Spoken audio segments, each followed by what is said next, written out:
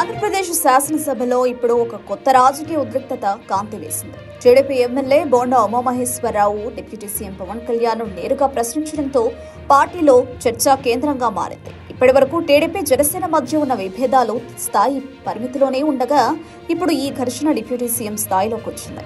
బోండా ఉమా ప్రాతినిధ్యం వహిస్తున్న నియోజకవర్గంలో ఒక కంపెనీ పర్యావరణ అనుమతులు పూర్తి చేయలేదని స్థానికంగా పొల్యూషన్ కంట్రోల్ బోర్డుకు ఫిర్యాదు చేశారు.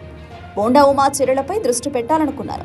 కానీ కంపెనీ వివరాలు ఇప్పటికే బోర్డు కార్యాలయంలో ఉన్నందున స్థానిక అధికారులు తాము చేయలేమో అని స్పష్టం చేశారు. ఇప్పటి వరకు కేవలం స్థానికంగా ఉండే ఫిర్యాదులు ఇప్పుడు డిప్యూటీ సీఎం పవన్ కళ్యాణ్ సమీక్షకు దారితీసినట్లుగా తెలుస్తోంది.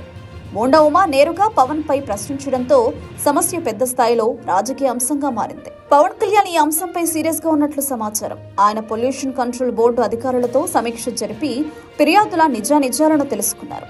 పవన్ ఇప్పుడు సమస్యపై స్పందన లేకపోవడం కారణంగా బాధ్యతను సీహెచ్ చంద్రబాబు దృష్టికి తీసుకెళ్లే ప్లాన్ లో ఉన్నారని రాజకీయ వర్గాలు వెల్లడిస్తున్నాయి. వీటితో పాటు బోండా ఉమా వైఎస్ఆర్ కాంగ్రెస్ పార్టీ కంపెనీలను ప్రస్తావిస్తూ వ్యాఖ్యలు చేశారు.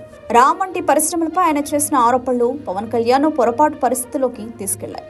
పవన్ ఆగ్రహంతో కేవలం నా నియోజకవర్గంలోని కంపెనీలపై చర్య తీసుకుంటే ఏపీ పరిశ్రమలు ఎలా నిలుస్తాయని స్పందించినట్లు సమాచారం.